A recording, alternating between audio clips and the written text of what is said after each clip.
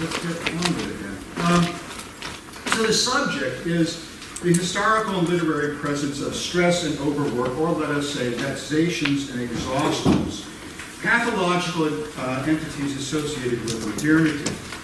Now, these terms are curious and ambiguous. They refer variously to conditions, to causes, and to perceptions, interpretations, and expressions.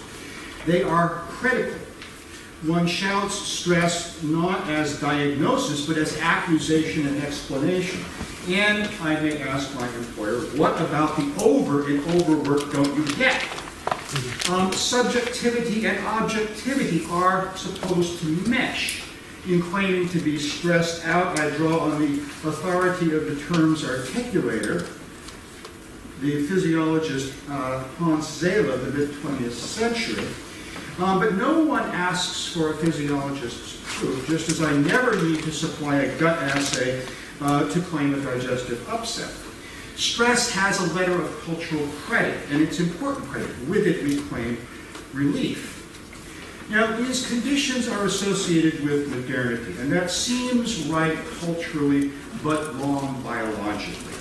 And that error rests on two problematic arguments and one accident of historiography. So, the problematic arguments. First, mortality-based epidemiology. Supposedly, what does not immediately cause death cannot be shown to exist. That stress and overwork are disclosed by the demographic transition, though, does not mean that they arose only because people were no longer dying from infections. It may mean that their presence was masked by other forms of grim reaping, which in fact may have been stress-related. Second argument, the hurly-burly, that modernity, unlike a romanticized past, demands more than we can supply. The late Victorian authorities who believed this focused on certain kinds of nerve-wracking experiences experienced by certain types of people. To claim that all stress grew in this period would be hard to prove, given unavailability both of relevant physiological data and of adequate terms for expert diagnosis and lay self-perception. And to historiography, Zela does not so much discover as recover. That he could think otherwise reflects the dismissal via the phrase humoral theory of integrative concepts from Anglo-American disease-oriented medical history. What he had discovered had, as Mark Jackson suggests, been the premise of classical clinical medicine since Hippocrates, that some inner sensorium integrates assaults on mind and body was obvious in 1800, but only the terms were different. So I, at least, am a realist, assuming that the conditions exist, whatever the idioms of expression. Recognizing the power of these terms have come to possess, I'll focus on the power of their analogs earlier in the 19th century, exploring their political and social significance as a means of mediatory medicalization. Now, two historical questions arise here. The first is expressibility. Briefly, what is the relation between experience and expression? Can we count on stressed people to shout, "I'm stressed"? Second is universality. Will anyone's cry of stress or overwork have equal cash value? Or, as is sometimes argued for neurasthenia, is sensitivity to stress and overwork itself a class or race or age or gender marker? These questions have no general answers, but I want to keep them in mind throughout the talk. That stress and overwork were taken seriously during the period may surprise. Although the century begins with an era of humanitarianism, it is also the era of capital, which, according to Marx, creates stress necessarily. Our health, bodily and mental, are liquefiable assets being converted into surplus value. As we are forced to work ever more hours, the time to eat, rest, or cope with life's exigencies is squeezed out. That will stop only when we as a laboring population can no longer reproduce a workforce. And there is no escape. Work drains health, not working drains it in different ways. Parliament's piddling factory bills will be no match for the force of capital. In this talk, I'm going to present two bodies of evidence which bear on questions of expressibility and universality, in each case using contemporary fiction to interrogate an ambiguous historical record. One concerns the desperation of unsettledness, the other the stultifying stuckness of settledness in a dehumanizing environment. While both belong loosely to the public health movement, neither is fundamentally a matter of epidemics and external causes, but rather of the abilities of individual bodies to integrate all aspects of physical environment and societal demands. In the modern world, stress and overwork rely on easily imagined pathological metaphors. And so too in the past. In early 19th century Britain, debility was the key term. And the key theorist, the Edinburgh medical teacher, William Cullen. Fever was his model. Upon reaching a threshold of depressing factors, the term depression was occasionally used, the body fell into a chill. It would then overcompensate with exhausting paroxysms of dangerous heat. With support, the sensorium might re-equilibrate in terms of temperature, nervous energy, and mental function. Introducing the concept in his 1784 First Lines of the Practice of Physic, Cullen alludes to a range of causes. Quote, I shall endeavor to show that the most noted of the remote causes of fever, as contagion, miasmata, cold, and fear, are of a sedative nature. Unquote. That is, they are debilitators. Though you may notice that the common abstractions for external causation, miasmata and contagia, are here presented not in opposition, but as complementary terms, I shall focus on the last two. Cold effectively stands in for physical causes, physical stresses. These include hunger, food to combat cold, and wet. Remarkably, hypothermia is invisible in the literature of public health, yet it probably occurred frequently in Edinburgh, Glasgow, or Dublin, or in many military or naval settings in the days before miracle-wicking fabrics, similarly with heat stroke and other situations. But we should think not merely about the inability to get warm, but about the exhausting worry it occasions. That surprises George Orwell in thinking he can sleep in the rough. Fear, then, includes the innumerable forms of psychic debilitation, whatever wears on the mind. Among these is watching or sleeplessness caused by so many factors. It may seem that this paradigm will legitimate suffering. I am dangerously ill because I am hungry, cold, and scared. Sometimes, but there are ambiguities both for expressibility and culpability. Exhaustion exhausts reflection. If debility has passed into fever or hypothermia, it undermines reason and behavior, the very dignity we need if we expect accreditation of our protests. The greatest stress may be the least articulated. And recognition that the wretched, shivering person may rightly be uttering cold, and the clinical problem is warmth and food, need not imply culpability. Indeed, soup kitchen, representing distribution of soup, blankets, and coals during epidemics, a common early 19th century practice, has been demeaned as a patching up that neglects underlying causes of social problems. Of course, the same objection applies to clinical medicine more generally. Here, these necessaries, a wonderfully evocative collective noun, were the appropriate therapeutic agents in prevailing medical theory. These issues, the abilities of distressed persons to express and to challenge, are highlighted in competing meanings of complaint and complain. I complain may seem the most direct way to declare my unsatisfactory experience and identify its causes. Yet the experts to whom complaint is made may steal the term, as they do here. Referring to the patient's complaint as the disease or condition about which the patient should be complaining, 19th century medics took charge of its identity, legitimacy, and resolution. To illustrate the importance and potential of complaint, consider, in the early 1830s, a nameless rabid woman is found lying in the street by a local overseer. She has evidently walked some distance and is admitted to a workhouse where she gives birth, asks to see her baby, and dies. She is overworked. Laboring may equally apply to birthing, laboring under fever, and to walking and carrying, all heavy caloric demands. Third trimester walkabouts to unfamiliar places are not generally undertaken. This suggests desperation, mental as well as physical stress.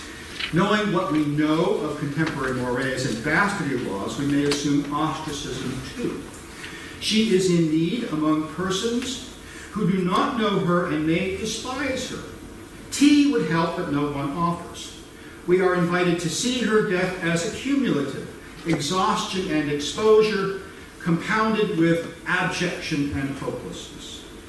Now, you may recognize this woman as Agnes Fleming, mother of Oliver Twist. Dickens, leaving her anonymous until chapter 49, never tries to imagine her experience. Now, some filmmakers, like David Lean, have, and I'm going to jump out of this and hope to show you a little clip. Yes, here it is, of David Lean's presentation of this. So this is the beginning of David Lean's 1948 version of Oliver Twist. I'm going to show you about a minute of this.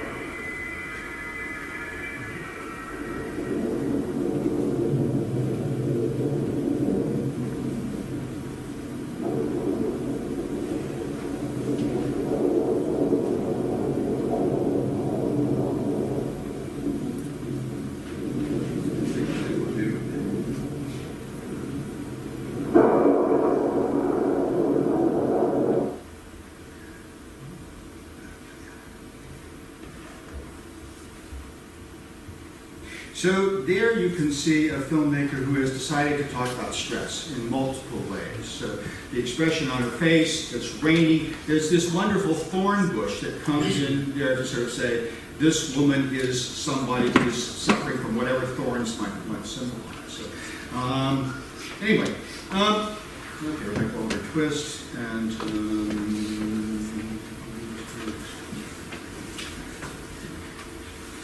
I'm going to get her in there. So let us ask then, what is her complaint? She doesn't make any. Why not? Maybe she might say, exhausted, can't talk, can't think, can barely be. Or, if we give her a slug of brandy, she might say, isn't it obvious? But then, what would she mean?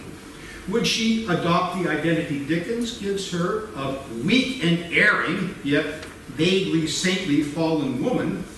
Or equally, perhaps in the presence of an unusually sympathetic listener, she might fulminate at the social conventions and institutions that so signally fail to support the needs of isolated pregnant women. All this raises the general question of productive complaint. How does this moral economy work? Through what nodes of the complex network of causation must we navigate? Through What negotiations with medical practitioners or other gatekeepers must we go? What magic words must we say or not say, lest we be misunderstood and dismissed? Must others sometimes object for us? And when, and with what result can we expect? That Dickens allows Agnes to be an everyone for most of the novel is important. It invites curiosity about how overworked and stressed persons, poor, exposed to bad weather, needing to travel by foot in search of work or friends, negotiate their complaints, particularly through medical institutions. Now, whether or not they had legal access to support, an option in England, less in Scotland and Ireland during the period 1790 to 1850 that concerns me most, such persons often appear in the records of medical institutions, dispensaries, infirmaries, fever hospitals. I've examined the records from Dublin, Glasgow, Edinburgh, and Carlisle. In them are bits of Agnes-like stories from admission interrogatories. Doctors ask not just about the complaint, but about its origins. While the terms of political medicine were rarely those of clinical practice, these records confirm what Celtic and Northern English medics were acknowledging in tracts and journals. Exhaustion, hunger, exposure were key causes of disease. Food, rest, warmth, and shelter, not medication, were the remedies. This sentiment was particularly strong in pre-famine Ireland. Thus, some examples from 2 case books of 127 cases described by 7 medics in Dominic Cargan's service at the Hardwicke Hospital, Dublin, in 1840-41 and in 1844. Names give these cases much of their humanity, yet with that humanizing comes respect for privacy. So I'm going to refer to them by occupation and gender only. So, a servant, 28, unable to shake cold, with debility and loss of appetite, reports much mental anxiety and bodily exertion. A servant, 19, attributes lightness and giddiness, loss of appetite to cold due to sleeping in a damp room. A laundry maid, 37, ascribes pains, cough, and cold feet to going out in the cold while hot. 2 others refer illnesses to neglecting to change out of wet clothes. Had they a change? So too does a groom, ill from cold and wet on a February crossing from England. Couldn't he go below? A tailor, 24, having caught cold from wet, reports cold, trembling all over, and general weakness. He wishes for something to eat. The medic writes, he has merely to complain of weakness and thinks appropriate nutriment would quickly restore his health. A shoemaker, 27, has headaches and abdominal pains from falling asleep outside. An intemperate cabinet maker, 29, of wretched appearance and feeble, emaciated frame, has chest pain, but was observed not to suffer so much from cough as from want of food, for which he had a great appetite. A woman, 39, having been discharged, recovered from bronchitis 4 days previously, returns with the relapse. On readmission, she is found to have some slight symptoms of common inflammatory fever, but to suffer more from the effects of want of care and of food. Following a treatment of warmth, food, and some diaphoretic medicines, she was discharged 2.5 weeks later. A shoemaker, 26, with pain in small of back and extreme mischief all over, cannot sleep. His countenance expressive of distress rather than illness. And finally, an Agnes, 22, 8 months pregnant, delivers and dies on the day of admission. She is described as cross and irritable, the only occasion in these notebooks where mood is mentioned. It is not clear how to interpret the statements, either of patients or of transcribers. Are patients accusing or simply explaining? Are doctors who diagnose hunger, exposure, or overwork hinting that these problems are social and political, not medical? Or does the privilege of seeing complaint inhere only in critics like myself, distant in time, situation, or both? Well, we don't know. In July 1840, a woman, 21, attributes her fever, by then pretty well over, to having overworked herself, and when very much heated, having exposed herself to cold. She seems to be asserting choice and accepting error. Yet how free is she? Depending on the unstated expectations of an employer or the demands of a market in which she engages, not overworking may not be a viable option. The Hardwick was a state fever hospital. Fever was the gold standard of hospitalization, the diagnosis with greatest implications for having one's complaint responded to. And yet few of these patients have the most serious fever typhus, and several have no fever at all. Yet they stay for weeks. A woman, 28, described as almost convalescent on admission, simple continued fever without any particular complications, stays 2 weeks. Why? To convalesce. Return to the same socioeconomic causes that had produced the fever, risk the relapse. Same cause, same effect. But also from fear that improperly supported and non-isolated cases might evolve into serious and contagious typhus, which might spread to the wealthy, among whom it was judged deadlier than to the poor. Hence, a special concern with the welfare of servants, a keynote. The warrant was thus a congruence of class interest, rest and support for the poor, protection for the wealthy. Dublin and Ireland's fever hospitalization practices are unique. You see a huge number of fever hospitals in early 19th century Dublin. The result of an oversupply of fever beds subsidized by a state fearful of masses of hunger-generated fever moving not only to Dublin but across the Irish Sea. In Glasgow and Edinburgh, the same problems were handled differently. Fewer beds but more rigorous gatekeeping and greater support for home management of ordinary feverishness. And often for other diagnoses with socioeconomic origins. Scurvy, vitamin A ophthalmia, the multiple manifestations of dropsy, anemia, amenorrhea, and simply debility. Now, my second case privileges vocalized complaint. Imagine having one's stress translated through some quasi-medical mediation into legal sanction against whatever annoys one. Imagine a dependable local functionary doing all the dirty work. Mere utterance brings inspection, summons, and even mandamus action, though usually my annoyer will quickly yield. Someone comes up, knock, knock. Kindly show me your nuisances, please. In what brave new world hath such creatures in it? Outside the fervid imagination of W.S. Gilbert, where would we ever find a creature like the Victorian nuisances inspector? For 2 decades, exploring the records of the first generation of nuisances inspectors, from 1850 to about 1880, has been my primary archival avocation. For their odd job to respond to citizen complaint, but also to perambulate, poke about, and pronounce, they had no professional training. Just the confidence of an appointing body, along with the acquiescence of the public that they might serve as the community's nose. Nuisances inspectors have been the lowliest in the great public health bureaucracy established by Edward Chadwick.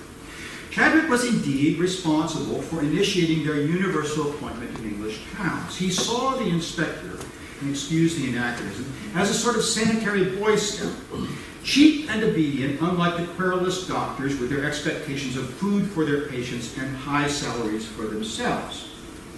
The inspectors did the professional work of expert judgment without learnedness or social position, yet the records suggest that they were generally effective. At least their pronouncements were seldom contested. Why? Because a constellation of factors privileged the voicing of annoyance. We may start with the term itself. Oops.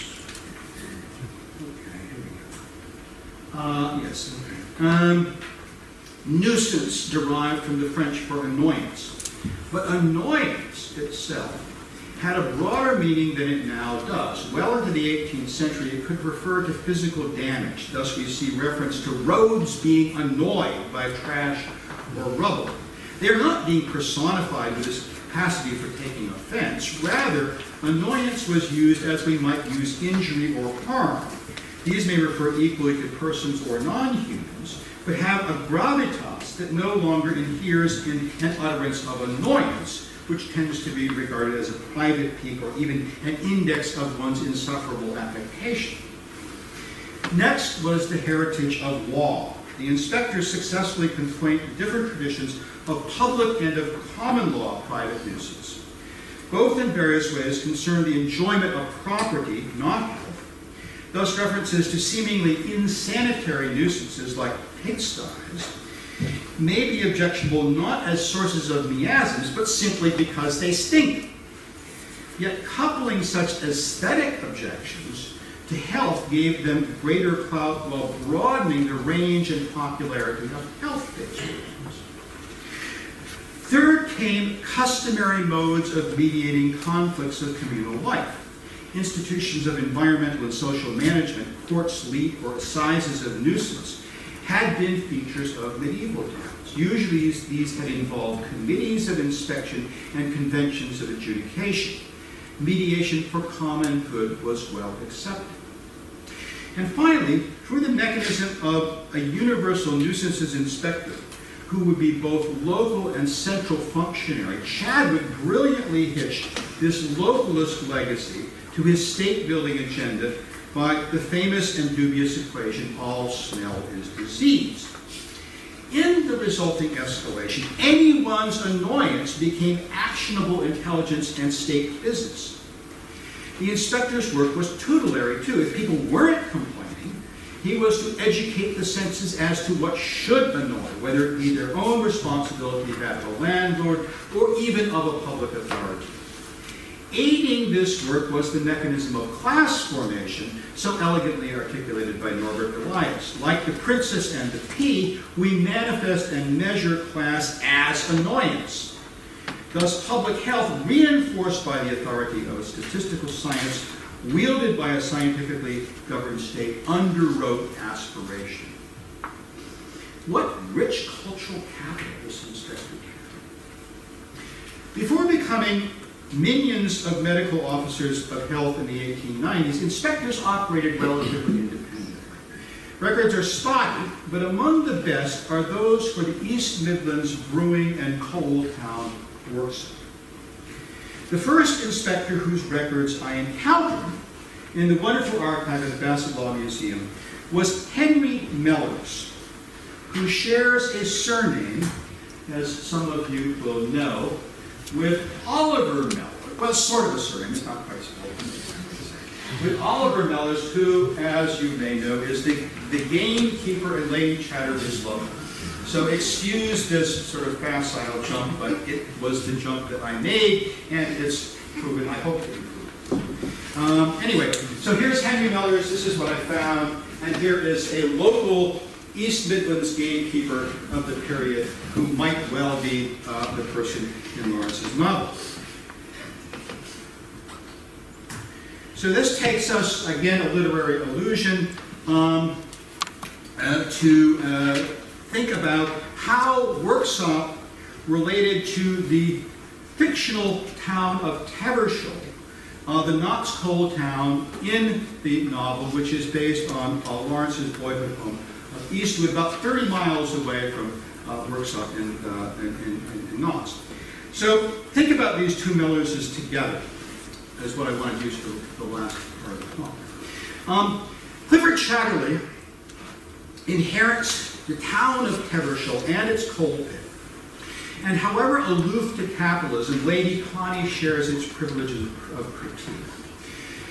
Gamekeeper Mellors, a Tevershall prodigy and ex-colonial army officer, can cross class. He is from Tevershall, but aloof to it.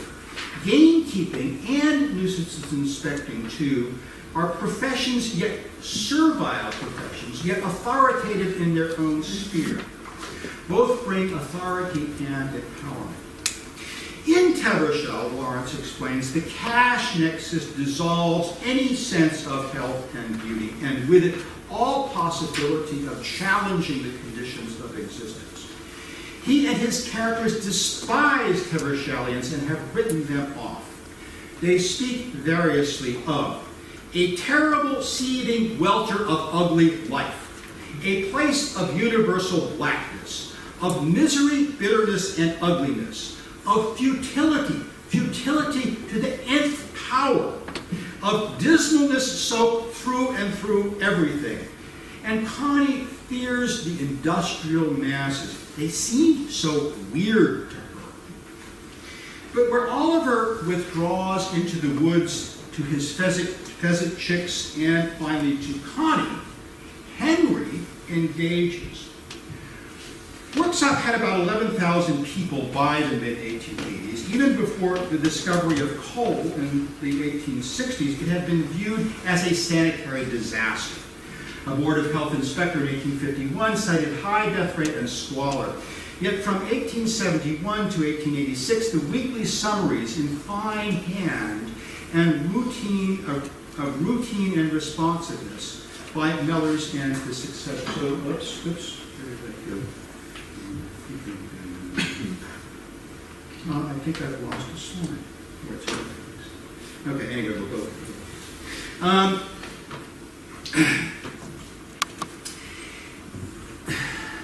Was Worksop, to use Hemingway's, a clean, well-lighted place? Individual Worksopians are almost as much an abstraction as Tevershalians are to Lawrence in these reports. The Worksop inspectors ignore wages, prices, rents, or strikes. And often they treat people in groups and as objects. They address structural contradiction by reconstructing structures. To stop the contemptuous gesture of male public urination, they remove corners to piss in. Critic Connie complains that Tevershalians who cannot feel will not change because they will never see that their situation might be other than it is. I believe that Henry and other sanitarians, though powerless to mitigate the factors that concentrate humans into small spaces, were addressing that problem in little but possibly profound ways. Attacking what should annoy, they encourage people to be annoyed. My hypothesis, hard to prove, is that this open season for annoyance, stress, led in modest ways to pride in self and environment. Their relentlessness and responsiveness built social capital, manifest in complaint about the unhealthfulness of one's place and action to make it healthier. Or maybe. We see this happening in some places over the long 19th century. Do we see it in Mellors' notebooks? 1871, when the records begin, show him busy seeking and enforcing a standard of acceptable living. How many persons per privy? 1 for 21 people in church walk is not enough, nor 2 for more than 30, and the tenants are strongly of this opinion. Water is a common complaint. Unfit to drink has been for some months. The tenants declare the drainage gets into the well. This affects 7 cottages, 14 adults, and 23 children. Again, tenants declare unfit to drink, being muddy and of nasty taste with soap suds. Or tenants much distressed. Or the inhabitants of the row complain much. Or tenants complain greatly of the water. It makes awful heat. I examined a large pot which had been filled overnight. The owner assured me it was previously perfectly clean. A greasy, filthy smelling sediment was collected. 42 persons are supposed to drink this water. Or water, green in color and nasty smell. Inhabitants are at wit's end. Several children have had slight fever. Now this last is not epidemiology. That residents we have not, we presume, read John Snow. Find the water bad is authority enough for Mellors, though his successor will routinely seek the authority of analysis. If sometimes he notes association of bad water with disease, it is as reminder. This is, after all, the work of public health, even as it is more fundamentally the defense of decencies which should require no defense. Accident prevention is an important concern. Parents and Mellors worry about children falling into open wells. When pumps fail, people must resort to rope and bucket. Or loose bricks, or a sign may fall. Sometimes Mellors endorses tenants' direct action, as when during a dry summer, They had wisely filled up the gullies with soil as the stench was unbearable. Yet they may need tutelage. Women throw soap suds and dirty water into a field opposite houses, causing a nuisance, asked to discontinue same. Or mediation. Whose turn is it to clean a common privy? The inspector must intervene. We should not assume the rules of sanitary propriety are obvious. Why, after the stable has burned, can the dead horse not be buried in the garden? We're unsure, Mellors asks his board. Are doors on privies the public's business? Yes. The notebooks suggest good working relations. He respects local power, giving ample time to the bishop's complaint of an obscure smell while insinuating its frivolousness.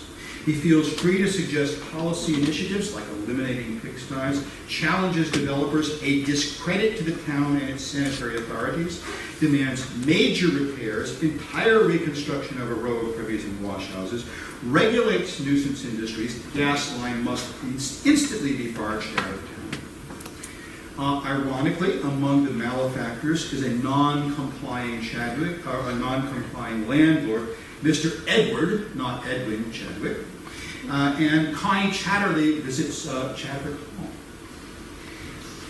Mellors defies classification. Official, yes, but advocate and activist, community leader, even visionary. Considering the following assessment of structure, circumstance, and use. A set of washhouses and privies in the afternoon sun. Quote, in one corner of the washhouse, that next to the privy pit, is a small set pot for heating water for washing, but when used, the fire also warms the contents of the privy pit, making the whole place unbearable. The ventilation is also inefficient. When the collier retires into the washhouse to strip and wash, for decency's sake, the door is closed. The effect on an empty stomach may be imagined. Imagined, but not evidently complained of. Here, Mellors imagines himself as the collier, considers how adventitious factors might combine to annoy. Their rearrangement solves no grand sanitary problem, yet it may make life more pleasant, modestly relieve stress. Humanizing by redesigning privies, Lawrence, who ignores sanitation of terror shell, may sneer at the pretense that freely running drains mean all is well. Or Hemingway, too, muttering nada at clean, well-lighted places. Mellors is merely fiddling with that inner circle, that nth degree of futility. But I like these sources because they are so quotidian and so intimate. Their reach is random. Fascinating and unique people, otherwise invisible, come into our gaze, each with some concern, asking to be taken seriously. We get glimpses of private stories, even through the filters of junior doctors and dictating inspectors. Those filters omit expressions of pain and frustration. Nobody sobs or yells, but they award dignity as a substitute. They take us to a time before stress and overwork were terms for expressing health status. But we sense common vulnerabilities. Parents worrying about accident-prone play spaces. Poor travelers exhausted with cold, wet, and worry. They help, too, to deflect our inquiries from the absolute dichotomy between sick and well. Many of these people are not quite either. They are overwhelmed by irritations of existence, by chronic or sporadic circumstances. They remind us of all that assails us: hunger and thirst, weariness, need for darkness, quiet, and rest, the many impediments and distractions to our movement, efforts, or attention, the discomforts of convenient elimination, the gasping for breath, the shivering and sweating from sun, cold, humidity, rain, or wind, and the incessant demands of meeting the needs of impatient others. I think they help us realize the sort of pole-reversing potential of Professor Shuttleworth's project. Even after 2 generations of social historians seeking to access experiences of illness, medical history remains dominated by doctor-defined disease categories and marginal to the mainstream of historical narrative, which has typically assumed humans as wholly healthy object agents. Even E.P. Thompson's Moral Economy, part of my title, and so central to my perspective, largely overlooked currencies of health. Much of the problem has been finding a foundational vocabulary to liberate the experience of sufferer-complainer from that of the state, of official nosologies, and even of routine categories of medical practice. Thus, writing about fever forced me to think about how different it was from the feverishness which we all occasionally feel when we get wobbly and things like that, tired and wobbly. Stress and overwork do not fully meet the phenomenologist's asymptotic demand for unmediated experience, but they are freer of experts' intrusions than so many other diagnostic categories, some which ignore embodiment altogether. They and the inquiry more broadly sensitize me also to the health-draining aspects of my own experience. Transatlantic travel makes me admire those who travel with equanimity, or the workers who can deal with the contagious anxiety of angry, tired, and bewildered persons. How long before I would snap? Probably within a day. And also to reflection of my own working life. I schedule myself, follow my curiosity, say what I think, interact with pleasant people who generally enjoy the same. I get to walk to work on tree-lined streets with even a toilet halfway along if I've overindulged on the morning coffee. I may bitch at overwork, but freely take on obligations that I don't need to. So I think it's important to sort of compare our own lives to these subjects and sort of have this kind of dialogue about where stresses, using our own experience, thinking about where stresses would have occurred in other people's lives as well. So to reclaim the history of health from the doctor's dominion requires, I think, the phenomenologist's presumption of a kind of hearing and reading I've tried to highlight here. Lawrence, preoccupied with embodiment, is awash with it, and Dickens eloquent in his hints. My sources likewise require lots of expanding of context and infilling of detail, but the rewards of intimacy and sympathy with our harassed subjects are correspondingly greater. So thank you very much. I look forward to your questions.